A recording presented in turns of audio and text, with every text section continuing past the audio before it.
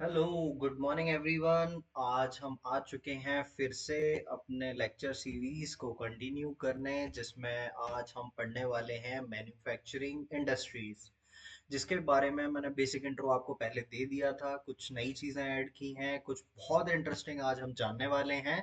तो सबसे पहले एक बेसिक इंट्रो लेंगे, फिर उसके बाद हम अपना agriculture industry, agro based industry के बारे में हम आज पढ़ने वाले हैं। Okay, I hope you are interested and शुरू करते हैं अपने सबसे पहले इंट्रो से।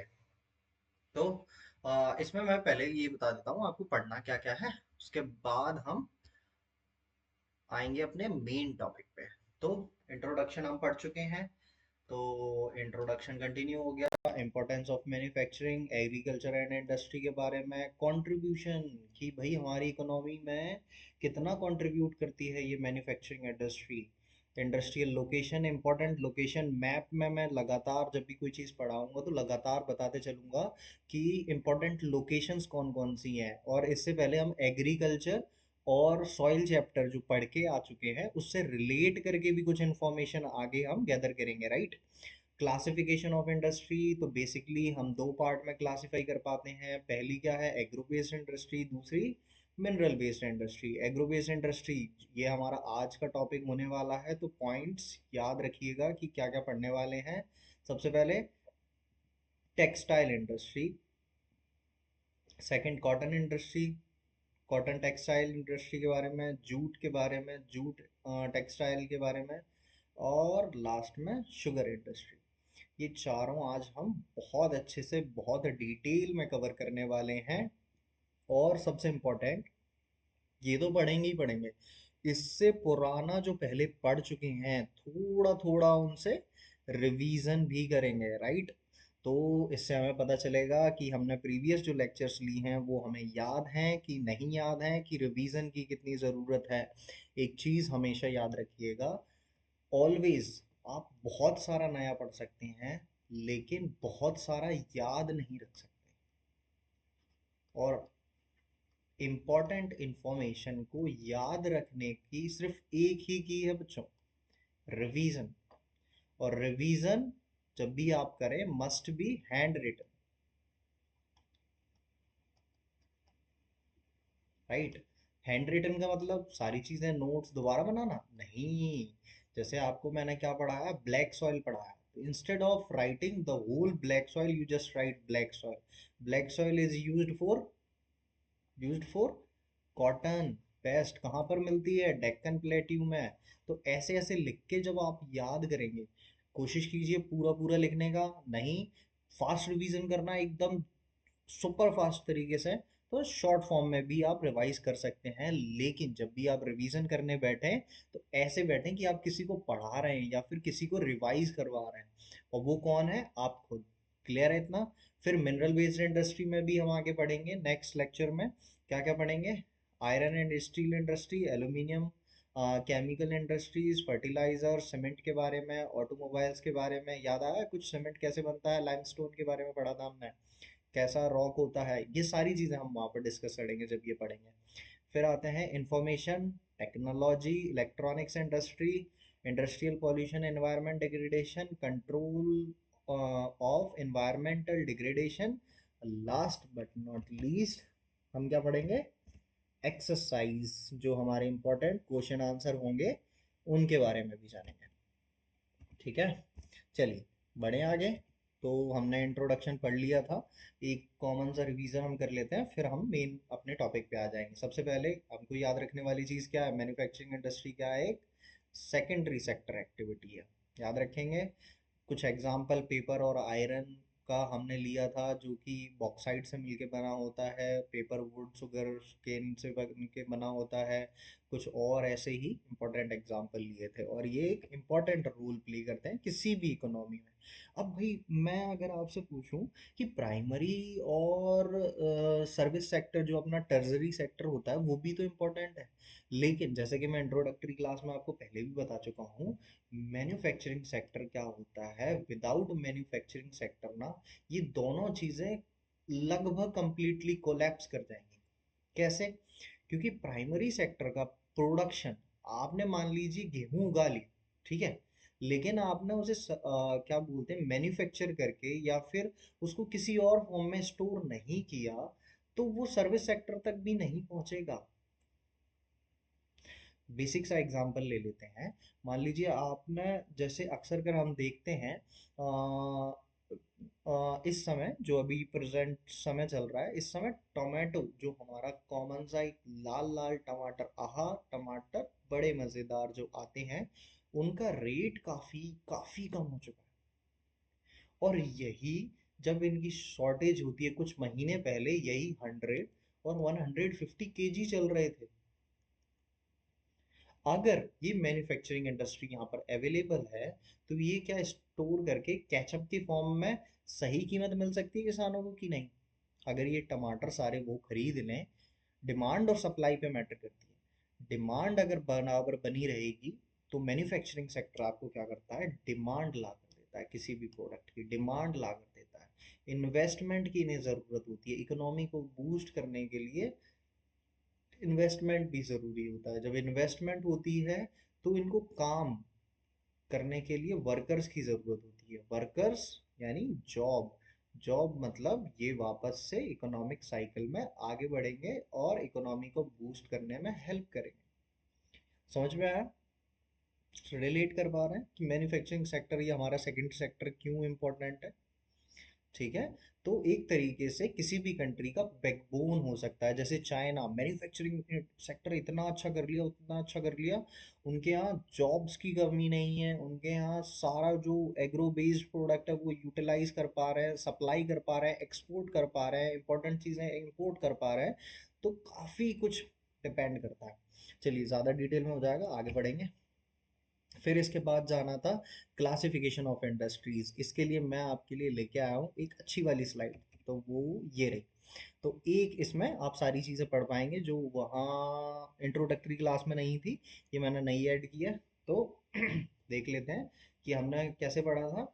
रॉ मटेरियल के बेस पे, मेन रोल के बेस पे, कैपिटल इन्वेस्टमेंट के बेस पे, ओनरशिप के बेस पे, और bulk and weight of raw material and finished good के बेस पे ऐसे क्लासिफाई किया जा सकता है। तो हम मेनली किस किस के, एग्रीकल्चर और मिनरल बेस्ड के बारे में पढ़ने वाले हैं। जो आज हम एग्रीकल्चर बेस पढ़ लेंगे, नेक्स्ट क्लास में मिनरल बेस पढ़ेंगे। फिर मेन रोल की और बेसिक रोल और कंज्यूमर इंडस्ट्रीज। अब कैपिटल इन्वेस्टमेंट स्मॉल और लार्ज, छोटा इन्वेस्टमेंट भी हो सकता है, कोई बड़ी कंपनी भी हो सकती है।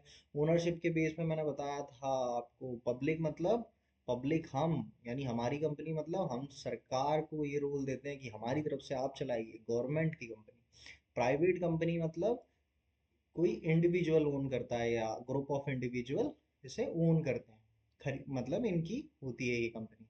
जॉइंट सेक्टर मतलब public plus private, P plus P, public plus private, joint venture, दोनों मिलकर काम कर रहे हैं। गवर्नमेंट प्राइवेट इंडिविजुअल के साथ मिलकर काम कर रही है।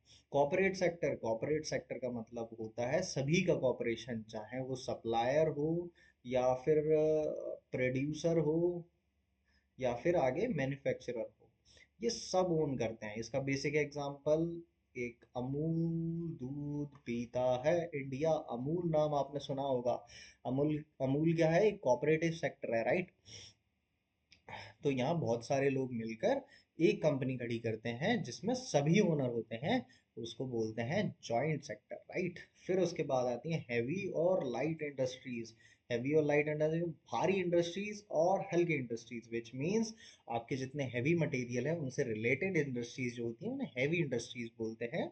जो आयरन स्टील रिलेटेड इंडस्ट्रीज होती हैं, basic example.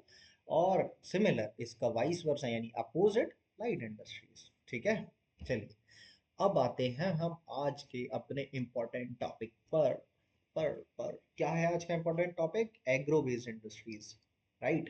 Agro based industries का मतलब, पहले तो हम इसका मतलब ही जान लेते हैं। एग्रो बेस्ड इंडस्ट्रीज का मतलब होता है बच्चों एग्रीकल्चर बेस्ड इंडस्ट्रीज।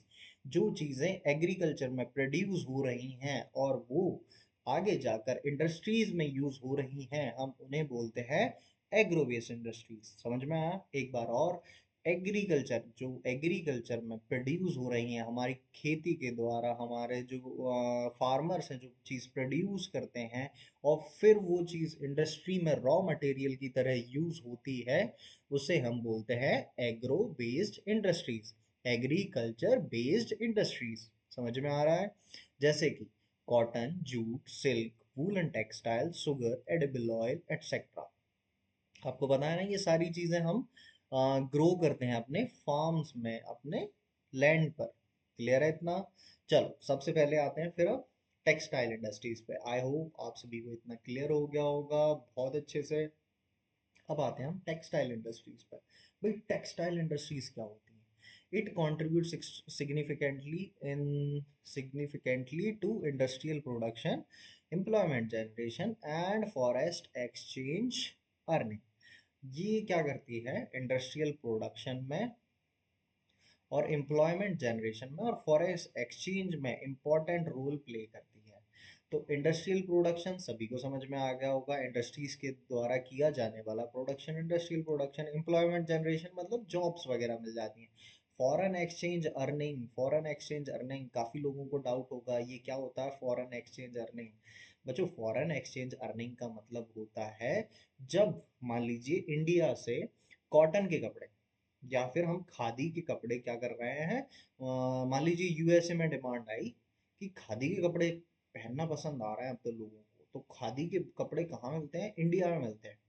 तो क्यों ना इंडिया से खादी के कपड़े यूएसए में मंगवा लिए जाएं। तो डोनाल्ड ट्रंप साहब मोदी जी को फोन करते हैं, मोदी जी, मोदी जी, खादी के कपड़े भेज दीजिए ना। तो फिर यहाँ पर क्या होता है, जो डोनाल्ड ट्रंप है, एग्जाम्पल के लिए ले रहा हूँ, ऐसा होता नहीं है, दो इंडस्ट्रीज डील करती हैं, समझने के लिए बता रहा हूँ, समझ गए तो प्लीज, तो इसे यहीं तक रहने दीजिएगा। तो कॉन्सेप्ट समझने की कोशिश करते हैं। तो यहाँ से चलिए नाम चेंज कर रहा हूँ फिर से, ये रवि है और ये यूएसए में मान लीजिए डेनियल है। ठीक है? तो डेनियल रवि की कंपनी जो कि खादी प्रोडक्शन करती है उसको ऑर्डर देता है कि भाई आप ना 1000 शर्ट्स या 1000 पैंट्स ऐसा ऐसा बना के भेजिए। तो ये डेनियल जो होगा ना, वो किस में पे करेगा? आपको डॉलर्स में पे करेगा। तो रवि के पास यानी इंडिया में रवि को किस में पेमेंट हुआ? डॉलर्स में। क्या रवि को डॉलर्स इंडिया में चला सकता है? नहीं। वो क्या करेगा? इंडियन गवर्नमेंट से एक्सचेंज करेगा, इंडियन बैंक से ये चीज एक्सचेंज करेगा, डॉलर को रुपीज में कन्वर्ट करवाएगा। ऐसे मतलब फॉरेन करेंसी हमारे देश में आएगी क्योंकि वो तो डॉलर में पे कर रहा है। तो हमारा जो फॉरेन एक्सचेंज अर्निंग है, जो हमारे पास फॉरेन करेंसी आ रही है, वो ग्रो करेगी। राइट? समझ में आ गया कि हमारे पास फॉरेन करेंसी की क्वांटिटी बढ़ जाएगी। समझ में आ गया? क्लियर है इतना? ठीक है। It is the only industry in the country self reliant। ओहो, वेरी इंपॉर्टेंट पॉइंट याद रखिएगा कि ये एक ऐसी इंडस्ट्री है जो सेल्फ रिलायंट है, मतलब पूरा का पूरा प्रोडक्शन से लेकर सेल्स तक, मतलब जो हमारे खेतों से लेकर चीजें आ रही हैं वो सेल करने तक सारी चीजों में हम सेल्फ रिलायंट है, किसी पे डिपेंडेंट नहीं। बहुत इंपॉर्टेंट पॉइंट है टेक्सटाइल इंडस्ट्री के बारे में, हमेशा याद रखिएगा कि हम कंप्लीटली सेल्फ रिलायंट किसमें? टेक्सटाइल इंडस्ट्री में। क्लियर है इतना? फिर उसके बाद हम जान लेते हैं पूरा प्रोसेस क्या होता है। तो सबसे पहले क्या होता है, खेतों से मान लीजिए यहाँ खेत नहीं बने हैं, मैं बना देता हूँ। ये छोटी छोटी क्रॉप्स, ठीक है? टेक्सटाइल इंडस्ट्री कॉटन जूट मान लेते हैं, जो भी आपको मानना है वो मान लीजिए। तो यहाँ से क्या होता है, फाइबर का प्रोडक्शन होता है। ठीक है? यहाँ से मान लीजिए कॉटन निकाला या जूट निकाला, उसके धागे बनाया आपने। तो यहाँ से सिंपल फाइबर निकल के आया अपने पास, फाइबर निकल के आया, रॉ फाइबर था जो सीधा आ गया फैक्ट्री में। फिर उसे स्पिनिंग किया गया, उस फाइबर को स्पिनिंग किया गया, उससे क्या बनाया गया? यान बनाया गया, मतलब एक धागा बना लिया गया। फिर उसे वेविंग और नेटिंग के थ्रू, मतलब उसे कढ़ाई बुनाई करते हैं ना अपन, तो एक दूसरे में मिलाकर बहुत सारे धागे बनाकर उन्होंने क्या बनाया? फैब्रिक। मान लीजिए ये कपड़ा बना दिया, ठीक है? ये फैब्रिक बना दिया। फिर उसे डाई और फिनिश किया गया। डाई मतलब ये फैब्रिक जो बना है, अब इसे डाई करके कौन सा कलर पसंद है भैया आप लोगों को? तो मैं हाइलाइटर ले लेता हूँ और इसे डाई कर देता हूँ, ये लीजिए। ठीक है, येलो कलर की डाई कर दी मैंने इस पे, मतलब कलर कर दिया ये फैब्रिक को। ठीक है, इतना ठीक है, ज़्यादा डाई नहीं करेंगे, खराब हो जाएगा। ये लीजिए, मैं वापस से चेंज कर लेता हूँ। ओ, तो इसको डाई कर दिया हमने। डाई करने के बाद हमने क्या किया,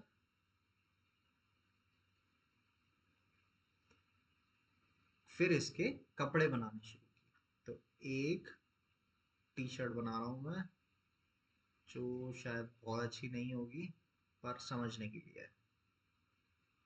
ठीक है, डाई करने के बाद हमने इसके गारमेंट्स मैन्युफैक्चर किए, यानी कपड़े बनाए, पैंट शर्ट जो भी आप बना चाहें, कोट वगैरह, तो इसके गारमेंट्स बना दिए। ये पूरा प्रोसेस होता है मार्केट तक जाने में। पहले हम फाइबर लेके आए, रॉ फाइबर था, उसे स्पिन किया, उससे धागा बनाया, वेविंग निटिंग के थ्रू हमने उससे फैब्रिक बनाया, फिर डाई किया, उसे कलर किया, और फिर उसमें सिलाई करके तो हमने एक गारमेंट या कपड़े हमने बना के तैयार कर दिए। समझ में आ गया टेक्सटाइल इंडस्ट्री? क्लियर था? कोई दिक्कत तो नहीं है? पूरा प्रोसेस अब तो हमें पता है। कोई हमसे पूछे कि होता क्या क्या भाई, सबसे पहले क्या आता है, फाइबर आता है, फाइबर का प्रोडक्शन होता है जिससे हमें रॉ फाइबर मिल जाता है। फिर स्पिनिंग के थ्रू हम क्या बना लेते हैं, यार्न यानी धागा बना लेते हैं। फिर वेविंग निटिंग के थ्रू हमारे पास क्या आ जाता है, फैब्रिक आ जाता है। फैब्रिक आ गया, हम क्या करेंगे, उसे कलर करेंगे, डाइंग एंड फिनिशिंग। फिर उसके बाद हम गारमेंट मैन्युफैक्चर करेंगे, तो हमारे पास कपड़े बन जाएंगे। ठीक है, चलिए नेक्स्ट पेज पे आते हैं अपन। Cotton textiles. कॉटन टेक्सटाइल्स देखो, पहले राइज हुआ, फिर डिक्लाइन हुआ, फिर वापस से राइज हो गया। मतलब जो हमारा एंशियंट इंडिया था 18th सेंचुरी के आसपास, क्या होता था, 18th सेंचुरी से पहले पहले हम क्या करते थे, हाथों से बुनाई करते थे। ठीक है, अब हाथों से बुनाई करने के मेन मेन जो कारण थे कि भाई मशीन्स अवेलेबल नहीं थी। हाथों से बुनाई करने से क्या, टाइम ज्यादा लगता है, कॉस्ट बढ़ जाती है, लेबर्स ज्यादा लगते हैं अगर डिमांड ज्यादा है तो ये डिमेरिट साइड थे। ठीक है, और फिर अंग्रेजों ने क्या किया, हमारे पास ये सेटबैक था ना, तो अंग्रेजों ने क्या किया, अपने यहाँ इंडस्ट्रियलाइजेशन आए, मतलब मशीन्स लेके आए। तो वो क्या करते थे, हमारे प्यारे देश भारत से रॉ मटेरियल ले जाते थे। रॉ मटेरियल लेके जा रहे हैं, और मशीन्स के थ्रू जल्दी जल्दी कपड़े बनाकर और फिनिश गुड लाकर, एक तो यहाँ पर क्या बच रहा है, टाइम बच रहा है, जल्दी हो जा रहा है, कॉस्ट इफेक्टिव हो रहा है, लेबर की कम जरूरत पड़ रही है।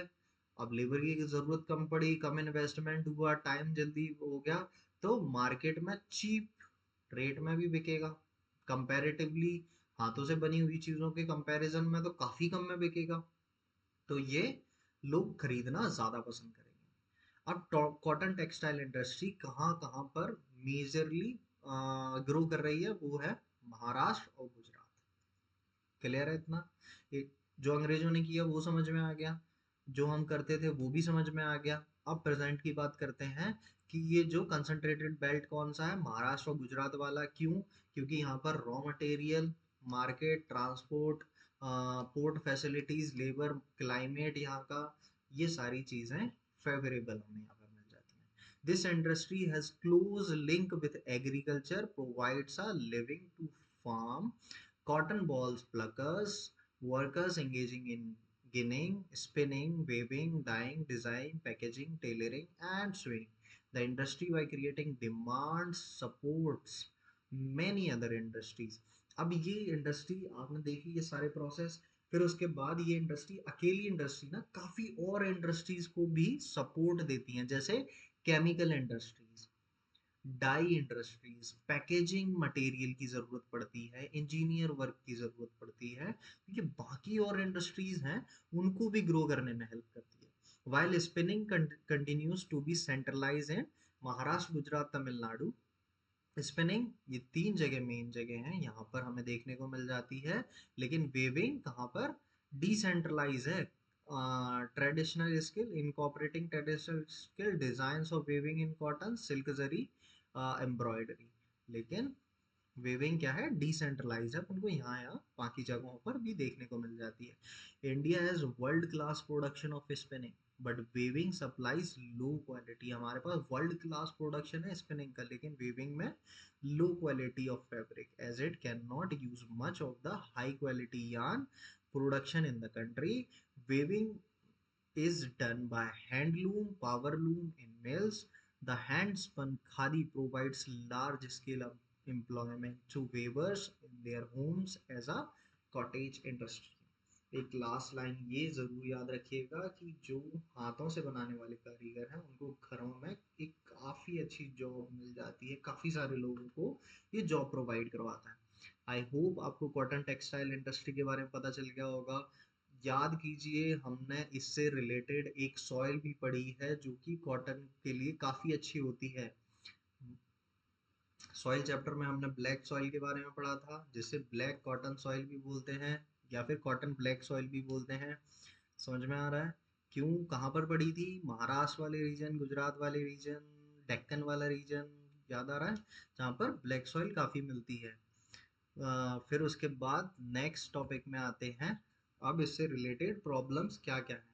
प्रॉब्लम्स हैं irregular supply of electricity, machinery, low output of labour और tough competition with synthetic fibre. तो ये इसके मेन प्रॉब्लम्स हैं। जैसे इलेक्ट्रिसिटी, मेन रेगुलर सप्लाई चाहिए होती है इलेक्ट्रिसिटी की।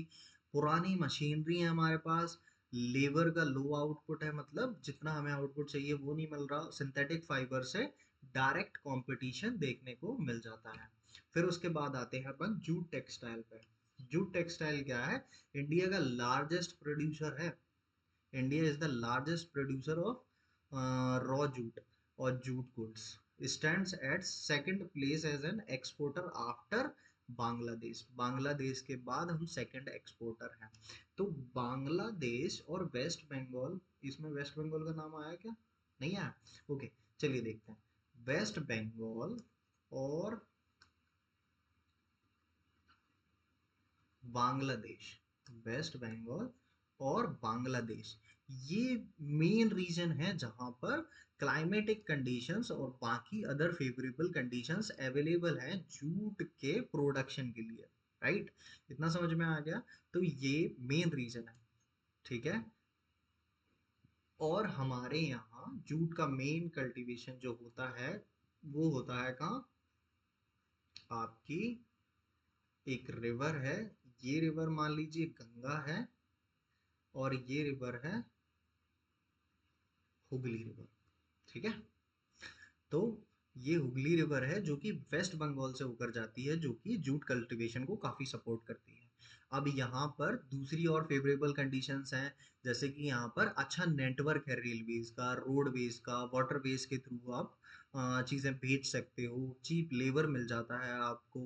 तो ये सारी चीजें मिल जाती हैं। अब चीप लेबर कैसे अवेलेबल हो जाता है? आप देखिए वेस्ट बंगाल के आसपास कौन से एरिया लगते हैं, बिहार, उड़ीसा, उत्तर प्रदेश वाला, जहाँ काफी सारे लेबर्स हमको इजीली अवेलेबल हो जाते हैं। और इसी हुगली रिवर के पास में आपको इस स्टेट का कैपिटल भी देखने को मिल जाता है, जो कि आपको फाइनेंशियल जो भी एसेंशियल होती हैं, बैंकिंग सुविधाएं जो भी होती हैं, वो सारी अवेलेबल हो जाती हैं।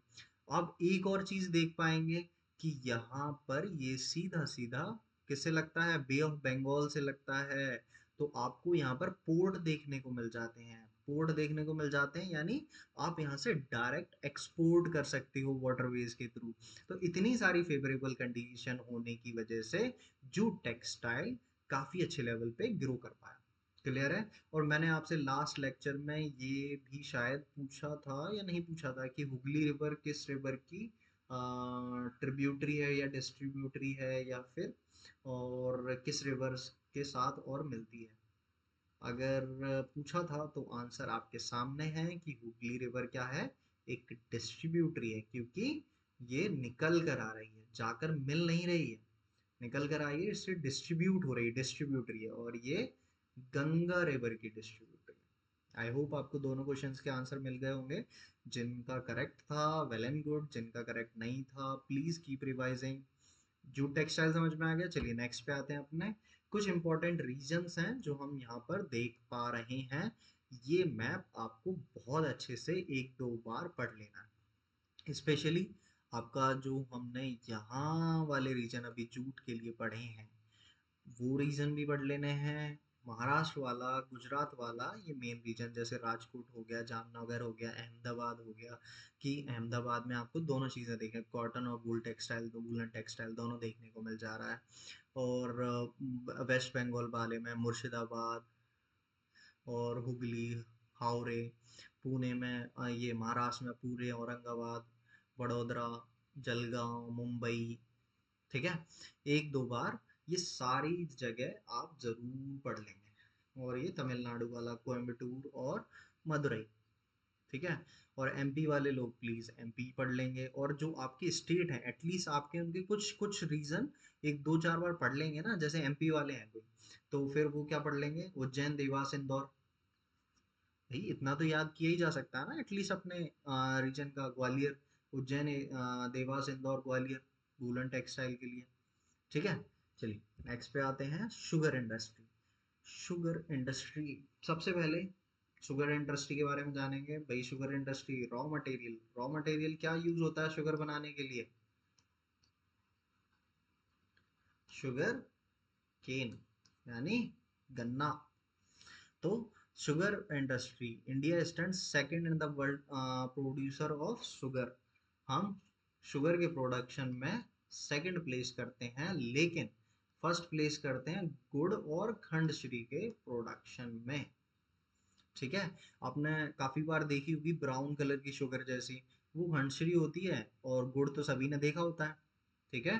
कभी आप कॉफी पीने जाएंगे तो वहाँ दो तरीके की शुगर आपको ऑफर की जाती है, एक वाइट शुगर, एक खंडश्री ब्राउन शुगर जैसी, ठीक है। The raw material use in this industry is बल्कि and haulage its sucrose content reduce. The mill are located in, sugar industry के मिल कहाँ कहाँ पर लोकेटेड है? उत्तर प्रदेश, बिहार, महाराष्ट्र, कर्नाटका, तमिलनाडु, आंध्र प्रदेश, गुजरात, पंजाब, हरियाणा, मध्य प्रदेश। अब एक इसकी इम्पोर्टेंट बात और जान लीजिए, कि जितना भी गन्ना हमारे यहाँ प्रोड्यूस हो रहा है, जैसे यूपी बिहार वाले रीजन में, या फिर अपने पंजाब हरियाणा वाले रीजन में, कंपैरेटिवली जो महाराष्ट्र या डेक्कन प्लेट्यू साइड जो गन्ना उग रहा है ना, उसमें सुक्रोज कंटेंट ज्यादा होगा। कहाँ वाले गन्ने में सुक्रोज कंटेंट ज्यादा होगा? मीठा ज्यादा गन्ना कौन सा होगा? जो डेक्कन प्लेट्यू में होगा। क्लियर है इतना? क्यों? अब इसका रीजन भी भाई, क्यों ऐसा क्यों हो रहा है भाई, यहाँ भी वही गन्ना उग रहा है, वहां भी वही गन्ना हो रहा है। उसका रीजन ये है, वहाँ की क्लाइमेटिक कंडीशंस, वो फेवरेबल क्लाइमेटिक कंडीशंस हैं जहाँ पर गन्ना उगाया जा सकता है। सॉइल, क्लाइमेट, वेदर, ये सारी चीजें उसे सपोर्ट करती हैं। कंपैरेटिवली हमारे यहाँ क्या, पानी की अवेलेबिलिटी या फिर सॉइल, वेदर, ये हम क्रिएट कर पाते हैं, लेकिन उतने अच्छे से नहीं कर पाते हैं। तो उसकी वजह से यहाँ का गन्ना थोड़ा सा कम मीठा होता है, जिसकी वजह से क्या हो रहा है, जो भी इंडस्ट्रीज अपने मेनली यूपी और बिहार में, जैसे नेक्स्ट पॉइंट लगा है, 60% of the mills are in Uttar Pradesh and Bihar. तो जो भी ज्यादातर इंडस्ट्रीज जो उत्तर प्रदेश और बिहार में है, वो क्या कर रही हैं, थोड़ा वेस्ट साइड और साउथ साइड शिफ्ट होने की कोशिश कर रहे हैं, गुजरात या फिर महाराष्ट्र वाले रीजन में धीरे धीरे शिफ्ट करने की कोशिश कर रही हैं। उसका कारण क्या है, कि वहां पर उन्हें इजीली रॉ मटेरियल अवेलेबल है। जितने गन्ने में यहाँ शुगर प्रोडक्शन, मान लीजिए 1 kg शुगर प्रोडक्शन कुछ गन्नों में होता है, तो वहां पर उससे कम गन्ना या शुगर केन यूज होंगे, वो कंपैरेटिवली उतना ही शुगर प्रोड्यूस करने के लिए, तो उन्हें वहां पर ज्यादा फायदा है। क्लियर हुआ शुगर इंडस्ट्री के बारे में?